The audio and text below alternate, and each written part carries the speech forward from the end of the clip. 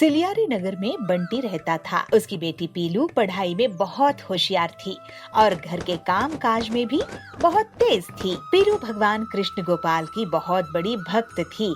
उसे घर में दूध की रबड़ी बनाना बहुत पसंद था और हर जन्माष्टमी में वो गोपाल जी को भोग लगाती थी। एक दिन पीलू को विदेश में एक बड़ी कंपनी ने नौकरी के लिए लेटर आता है, लेकिन अचानक से बंटी की तबीयत बहुत बिगड़ जाती है।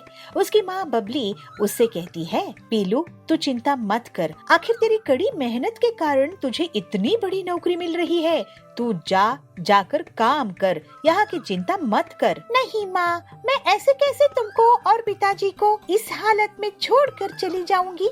नौकरियाँ तो आती जाती है। लेकिन तभी वहाँ कालू आ जाता है। कभी भी जाने के पहले आप अपने पिताजी के इलाज के लिए जो उधार लिए हो वो चुका कर जाओ। कालू भैया, आप क्या हमें चोर समझ रहे हैं?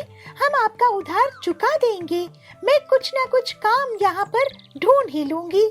बेटी, तुझे इस जंगल में कौन नौकरी देगा? तू कितनी होशियार है। माँ, गोपाल जी के रहते आप किसी भी बात की चिंता मत करो, ये सब संभल जाएगा। फिर पीलू जंगल में नौकरी की तलाश में भटकती रहती है, लेकिन उसे कोई भी अच्छी नौकरी नहीं देता है। उसे एक आइसक्रीम की दुकान दिखती है। हरिया काका, बहुत भूख लगी है, थोड़ी आइसक्रीम देना। ये लो बेटे आइसक्रीम। ये अच्छी तो है, लेकिन विदेशी स्वाद वाली है, नकली फ्लेवर्स की बनी हुई। आजकल कौन घर में मिठाइयाँ बनाता है? हरिया काका, मैं घर में बहुत ही स्वादिष्ट रबड़ी बनाती हूँ। हर साल मैं अपने कृष्ण गोपाल जी को रबड़ी कुल्फी का भोग लगाती हूँ।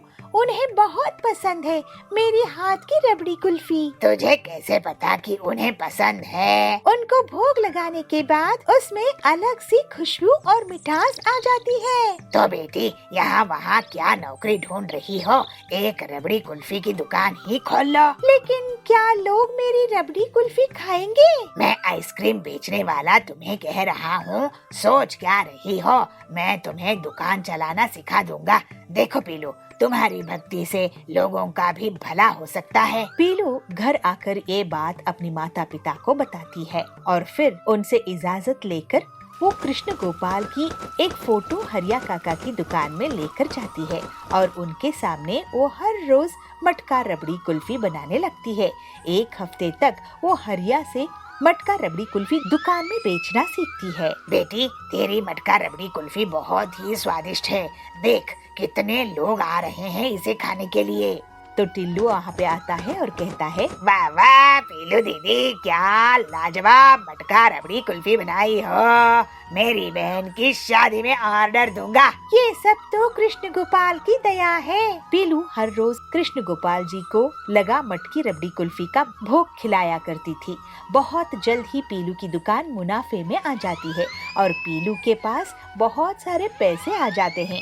इसके बाद पीलू पूरा कर्ज चुका देती है। माँ, पिताजी, अब मैं विदेश जाकर नौकरी नहीं करूँगी। यहीं रहकर मैं अपनी मटका रबड़ी कुल्फी की दुकान चलाऊंगी और हर जन्माष्टमी को मैं पूरे गांव को कृष्ण गोपाल जी को जो भोग लगेगा वो मटकी रबड़ी कुल्फी खिलाया करूँगी। इसके बाद से पीलू बहुत मेहनत से अपनी दुकान चलाती थी और मटका रबड़ी कुल्फी बेचा करती थी और वो अब अपने परिवार के साथ खुशी खुशी रहने लगी।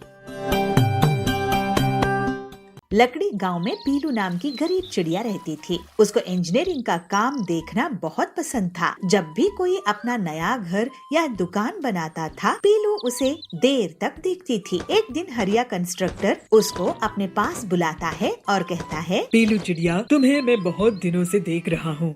तुम हमेशा कंस्ट्रक्शन की जगह पहुँच जाती हो, क्यों? तुम्हें मजदूरी का काम चाहिए? हरिया काका, मैं गरीब हूँ, लेकिन मैं यहाँ मजदूरी के लिए नहीं आई हूँ। मुझे भी ऐसे ही घर बनाना है।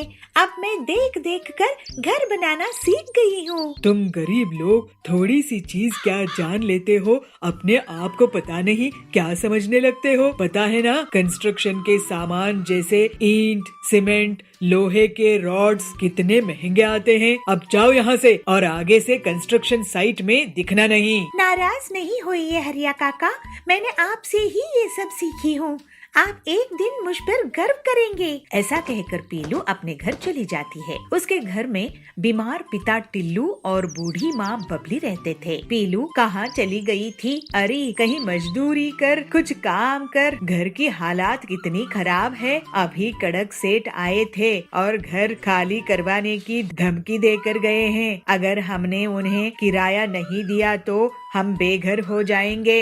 माँ तुम चिंता मत करो, मैं कुछ ना कुछ करती हूँ। फिर पीलू सोच में पड़ जाती है कि वो अपना घर कैसे बनाए, क्योंकि कंस्ट्रक्शन के सामान खरीदना उसकी हैसियत के बाहर था। मैं कंक्रीट के घर नहीं बनाऊंगी, मैं इको फ्रेंडली बैम्बू का घर बनाऊंगी। फिर पीलू जंगल में बैम्बू ढूंढने निकल जाती है और उसे एक जगह बहुत से बम्बू मिल जाते हैं। पीलू उन्हें काट कर एक खाली जगह इकट्ठा कर लेती है। इसके बाद पीलू एक एक बम्बू को जोड़ जोड़ कर एक घर तैयार करने लगती है और 2 ही दिनों में वो एक छोटा सा घर तैयार करने। फिर पीलू उस घर को हरिया काका को दिखाती है। हरिया काका, कैसा लगा आपको मेरा ये बम्बू का घर? पीलू, तुम तो बहुत ही तेज दिमाग की हो, लेकिन ये तुम घर बेचोगी किसको? काका, ये घर मैं अपने माता पिता के लिए बनाई हूँ। हमारे पास किराया देने के लिए पैसा नहीं है, हमें अपना किराए का घर खाली करना पड़ेगा।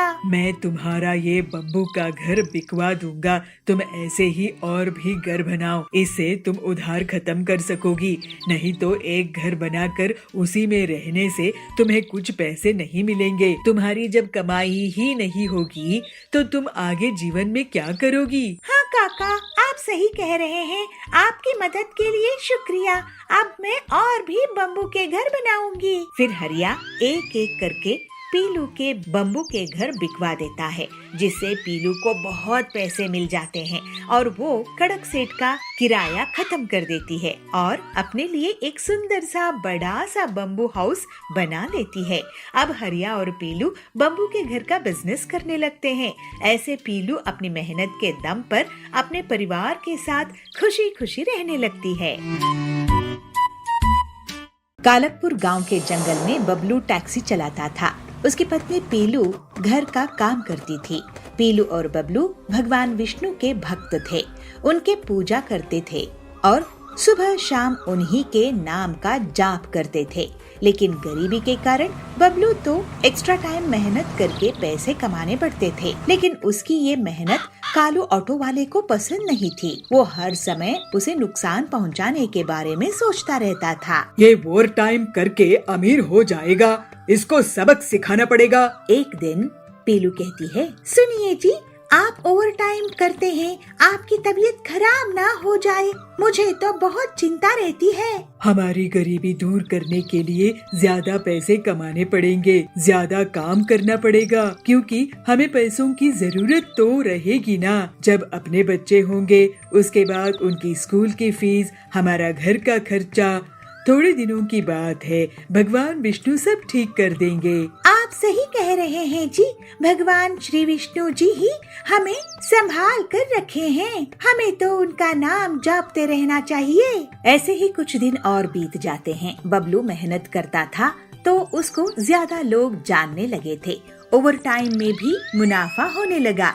कालू इसे बहुत गुस्से में आ जाता है। इसको मजा चकाना ही होगा, बहुत कमा रहा है ये आजकल। ऐसा सोचकर उस रात को बबलू के सो जाने के बाद उसके घर में जाता है और उसकी टैक्सी को चुरा कर भाग जाता है। अगली सुबह बबलू पीलू के साथ घर के बाहर आता है तो उसकी टैक्सी नहीं दिखती है। पीलू दुखी होकर रोने लगती है। हे भगवान, ये क्या हो गया? हम गरीब लोगों के साथ ऐसा नहीं होना चाहिए था। अब हम अपने घर का खर्चा कैसे चलाएंगे? बैंक से लिया हुआ टैक्सी लोन भी चुकाना बाकी है। हमें अब कुछ और रास्ता तलाशना होगा। सब श्री विष्णु जी की लीला है, उनकी जैसी मर्जी। हमें अपनी भक्ति में जरा सी भी कमी नहीं करनी चाहिए। आप ठीक कह रहे हैं जी, हमें भगवान की कृपा पर शक नहीं करनी चाहिए। उसके बाद पीलू और बबलू मजदूरी करने लगते हैं। कालू ये देखकर बहुत खुश हो जाता है और कर दिन रात मेहनत। बबलू मुश्किल से मकान मालिक को किराया देता है, बैंक वालों का लोन चुकाता है। ऐसे ही ज्यादा मेहनत करने से दोनों पति पत्नी बहुत बीमार पड़ जाते हैं। हे श्री विष्णु, अब हम आपकी सेवा कैसे करेंगे? हमें माफ कर दीजिए भगवान। तभी वहाँ भगवान श्री विष्णु प्रकट होते हैं। मेरे प्यारे भक्तों, तुम दुखी मत हो। तुम्हें बिना स्वार्थ के मेरी भक्ति की है। तुम्हारे दुख तकलीफ को मैं अब खत्म कर दूंगा। तुम दोनों हमेशा सुखी रहोगे। तुम्हारी परीक्षा अब खत्म होती है। मैं तुम्हारे दोस्त हरिया के जरिए तुम्हें मदद भेज रहा हूँ। ऐसे कहकर भगवान अंतर ध्यान हो जाते हैं। श्री विष्णु भगवान जी की जय हो। अगले दिन बबलू का दोस्त हरिया उसे अपने गैरेज में बुलाता है। बबलू, पीलू भाभी, मेरे पास पुरानी टैक्सी है। मैं अभी एक नई तकनीक सीख के आया हूँ। जैसे पुरानी गाड़ियों को जोड़कर उन्हें काम में लाया जा सकता है। मैं डबल टैक्सी तैयार कर दूंगा। हरिया भाई, मैं तुम्हें पैसा कैसे दे सकूंगा? मैंने पैसे कहाँ मांगे बबलू भाई, तुम टैक्सी चलाओ और जब करोड़पति बन जाओ तो पैसे दे देना। तो पीलू बोलती है, आपका बहुत धन्यवाद भाई साहब। भगवान विष्णु आपको हमेशा खुश रखे। जी भाभी, देखो बबलू डबल टैक्सी से डबल सवारी मिलेगी, मतलब एक ही बार में डबल कमाई। अब तुम्हें डबल शिफ्ट नहीं करने की जरूरत होगी। फिर हरिया डबल टैक्सी बनाता है और बबलू टैक्सी को ले जाकर जंगल में चलाने लगता है।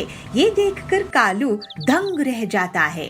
बबलू की डबल टैक्सी में बहुत सारी सवारी बैठ जाते थे। पीलू, देखो विष्णु भगवान जी ने कैसे हमें मुसीबत से बाहर निकाल दिए हैं। जी, हमारे तो वही सहारा है। अब उनकी सेवा और अच्छे से किया करेंगे। उनकी सुख में ही हमारा सुख है।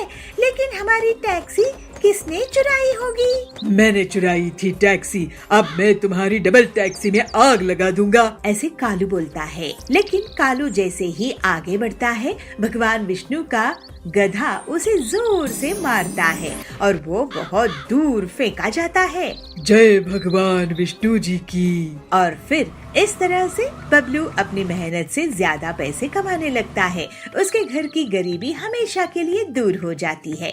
थोड़े ही दिनों में उन्हें एक बेटा होता है जिसका वो लोग बहुत अच्छे से ख्याल रखते हैं। अब सब खुशी खुशी रहने लगते हैं। सुंदरनगर गांव के जंगल में कड़क सेठ बहुत ताकतवर जमींदार था। वो और उसका दोस्त जाबाज चील गरीब मजदूरों से अपने खेत के काम करवाते थे, लेकिन मजदूरी के लिए पैसे नहीं देते थे। इस वजह से मजदूर बहुत दुखी रहते थे। उन मजदूरों में दुर्गा भक्त पीलू भी थी। पीलू बहुत ही दयालु थी और मजबूरी में मजदूरी करती थी। ऐसे ही नवरात्रि के समय एक दिन कड़क पूछता है, अरे ये मजदूर क्यों नहीं आए? मेरा नुकसान हो रहा है। खेती का काम बहुत महंगा होता है। कब समझेंगे ये लोग गरीब लोग? तो जाबाज कहता है, अरे कड़क भाई, ये पीलू है ना, इसने सबको नवरात्रि का व्रत करने के लिए कह रखी है। इसी वजह से ये सब कमजोर हो गए हैं। पीलू को पकड़ कर ले आओ और उसी से पूरी मजदूरी करवाऊंगा। उसका जो भी साथ दे उसे भी भूखे पेट मजदूरी करवाएंगे। बड़े आए दुर्गा भक्त। तो जाबाज कहता है, ठीक है भाई। फिर कुछ ही देर में जाबाज पीलू के घर में पहुंच जाता है। वहाँ पर पीलू सबको दुर्गा जी की कथा सुना रही थी। ये देखकर जाबाज बहुत गुस्से में आ जाता है। उसको देखकर बहुत से मजदूर पक्षी वहाँ से भाग जाते हैं। आइए जाबाज जी, आप भी कथा सुन लीजिए। तो जाबाज कहता है, यह कथा वथा सुनने नहीं आया हूँ, चलो मजदूरी करने। लेकिन आज तो नवरात्रि का व्रत है, आज दुर्गा जी की कथा सुननी चाहिए। तो सुंदरी कहती है, हाँ हम पीलू के साथ है। तो बंटी कहता है, एक दिन भी हमें आप चैन से नहीं रहने देते हैं। पीलू कितनी बड़ी भक्त है, आप उसे कम से कम छोड़ दो। तो जाबाज कहता है, अब तो तुम दोनों को भी मैं इस पीलू के साथ लेकर जाऊंगा। कड़क भाई, ये तीनों को लेकर आया हूँ। ये पीलू बहुत बड़ी बदमाश है, कह रही थी कि देवी की भक्ति करनी है, मजदूरी नहीं। तो कड़क कहता है, अब इसको डबल मजदूरी करनी पड़ेगी। ऐसे कड़क उनसे दिन रात काम करवाता गया, लेकिन व्रत होने की वजह से वो लोग कुछ नहीं खाए थे और कमजोर पड़ने लगे। तो पीलू कहती है, कड़क सेठ जी, हम मजदूरी कर रहे हैं जिससे आपकी शानो शौकत है। आपको भी हमें मेहनत के पैसे देने चाहिए और हमें व्रत में ऐसे काम नहीं करवाना चाहिए। इन दोनों को कुछ फल तो दीजिए। तो कड़क कहता है, तू जरूरत से ज्यादा बोलती है। तुझे भक्ति करनी है तो मंदिर में क्यों नहीं काम करने लगती है तू? तो जाबाज कहता है, सही बात है, तुझे पैसे नहीं मिलेंगे, ना ही खाने के लिए कुछ मिलेगा। अब काम कर वरना तेरी हड्डी पसली तोड़ दूंगा। कड़क की धमकी से सब डर जाते हैं। कड़क और जाबाज बहुत ही क्रूर थे।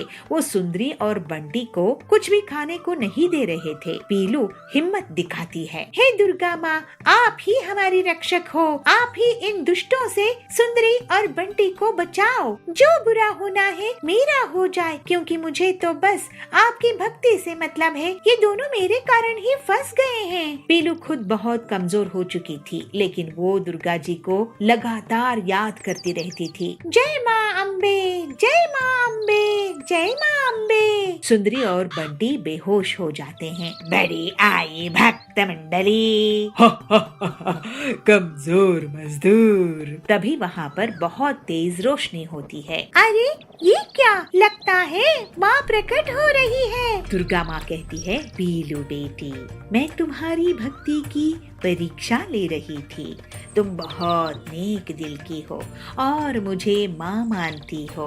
बेटी, तुम्हें जो भी तकलीफ इन बदमाशों ने दी है, अब उसका इन्हें सजा मिलेगी और तेरा कल्याण होगा बेटी। दुर्गा जी की कृपा से पीलू पूरी तरह से स्वस्थ हो जाती है। अरे नहीं, ये कौन है? मुझे तो बहुत डर लग रहा है। तो जाबाज कहता है, मेरी आंखें चुभ रही है। दुर्गा जी उन दुष्ट को बहुत दंड देती है और उनका सारा घमंड टूट जाता है। माँ दुर्गा, मुझे आपकी भक्ति से कभी भटकने नहीं दीजिएगा। दुर्गा जी के आशीर्वाद से पीलू उस जमीन की मालकिन बन जाती है। उसके पास बहुत सी धन दौलत आ जाती है। पीलू सभी गरीबों की ख्याल रखने लगती है। दुर्गा जी के मंदिर में आए दिन भंडारा करवाती है। वो अब कड़क और जाबाज को भी अच्छे प्रसाद देती थी। वो दोनों अब पूरी तरह से सुधर गए थे। अब दुर्गा जी की कृपा से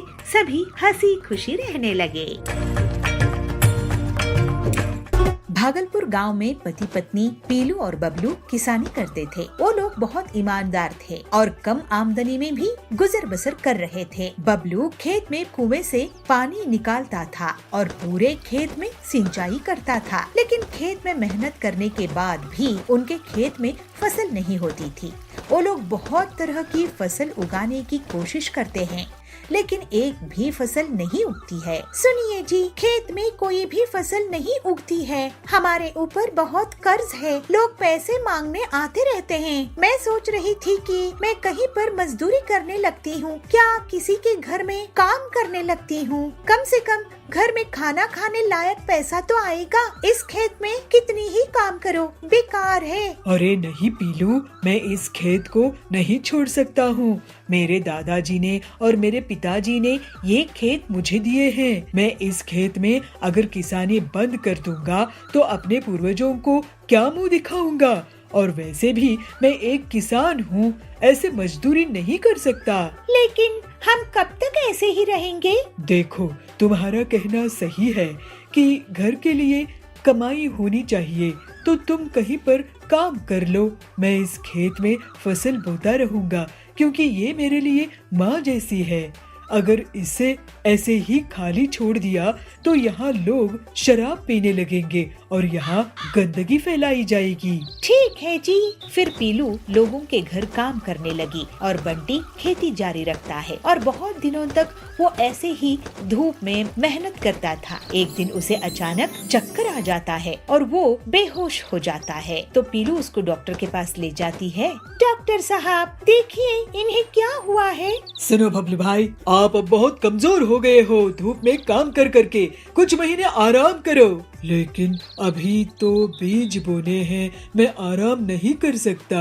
बबलू फिर से अपने खेत में काम करने लगता है। हे भगवान, इनको कैसे समझाऊं कि अपनी सेहत का ख्याल रखा करें। अब आप कुएं से पानी नहीं निकालेंगे, मैं निकालूंगी। पीलू कुएं से पानी निकालने लगी है। तभी उसमें से एक बाल्टी भर रुपये निकल आते हैं। ये देखकर दोनों पति पत्नी चौंक जाते हैं। अरे ये क्या, इतने सारे पैसे? तभी उसके खेत से एक देवी प्रकट होती है। बेटा बबलू, बेटी पीलू, मैं धरती माँ हूँ, तुम्हारी सेवा और ईमानदारी से बहुत खुश हूँ।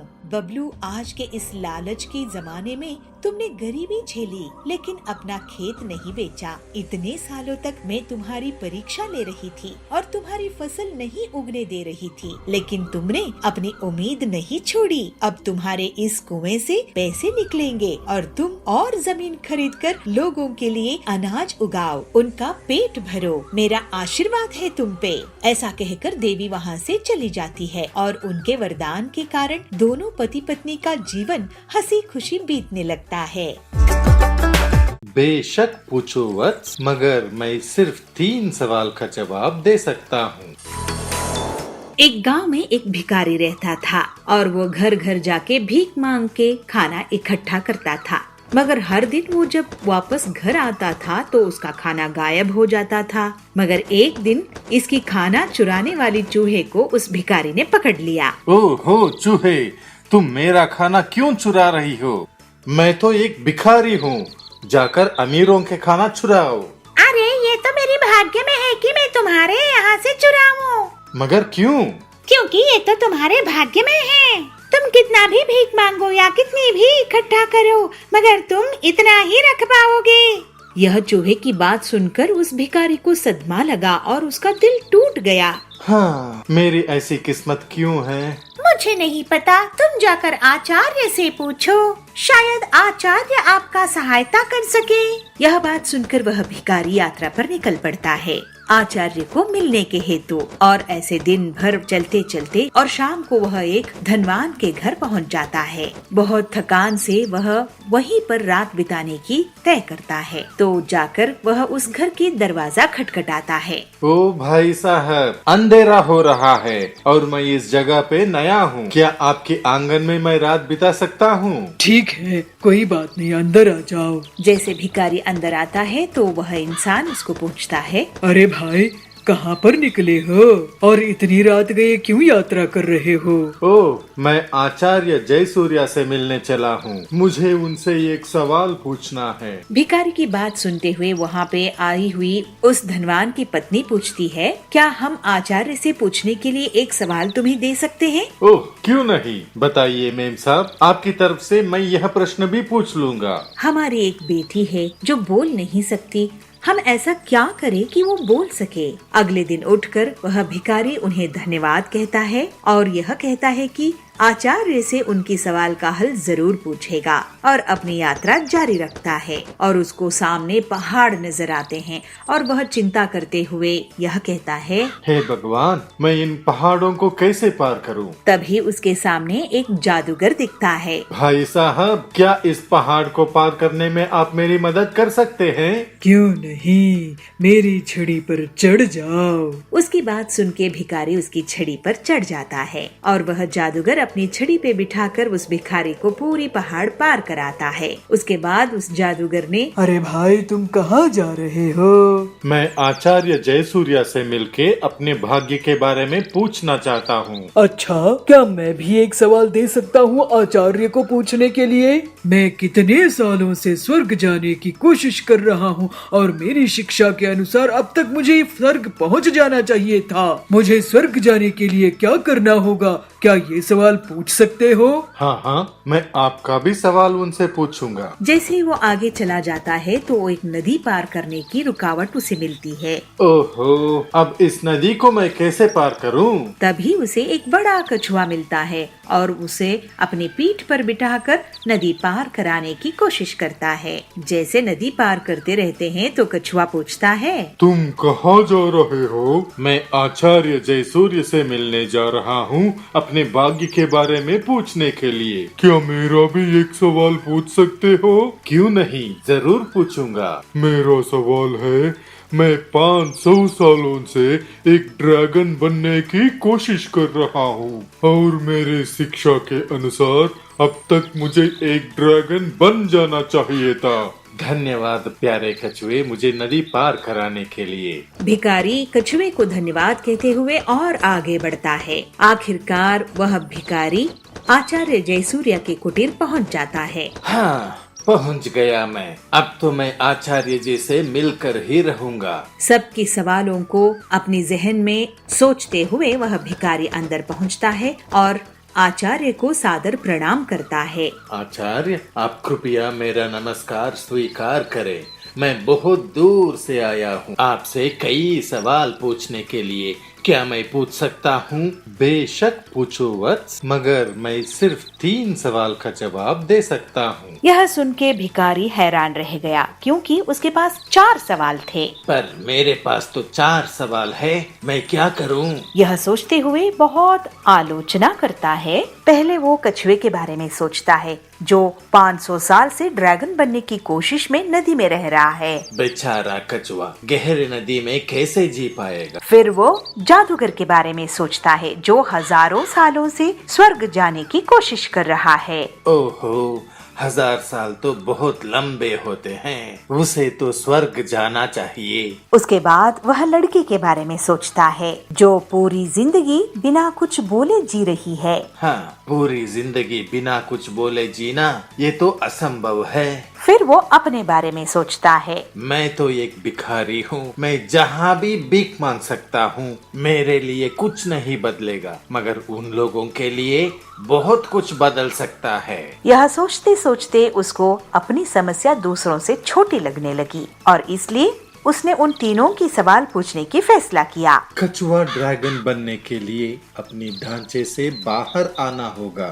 उसने मोह त्याग दिया तो वो जरूर ड्रैगन बनेगा। भिखारी की पहले प्रश्न को तो उत्तर मिल गया। दूसरी प्रश्न भिखारी पूछता है जादूगर के बारे में, तो आचार्य ऐसे उत्तर देते हैं, जादूगर को छड़ी की मोह छोड़ना पड़ेगा। छड़ी के ऊपर उसका मोह ही उसे स्वर्ग जाने से रोक रहा है। जादूगर का भी हल मिलने के बाद वह लड़की के बारे में प्रश्न पूछता है, तो बिना बोलने वाले लड़की का क्या? लड़की जरूर बोल पाएगी जब वो अपने हमसफर से मिलेगी। धन्यवाद आचार्य जी। आचार्य जयसूर्या उसको आशीर्वाद देते हैं और मुस्कुरा के उसे विदा कर देते हैं। वह भिखारी आचार्य को प्रणाम करके अपने घर के ओर निकल पड़ता है। नदी के पास वह कछुआ भिखारी को फिर से मिला। क्या तुमने मेरे सवाल का जवाब पूछा? हाँ हाँ, बस तुम अपने ढांचा निकाल दो और ड्रैगन बन जाओगे। कछुआ अपने ढांचा निकाल देता है। उस ढांचे के अंदर बहुत सारे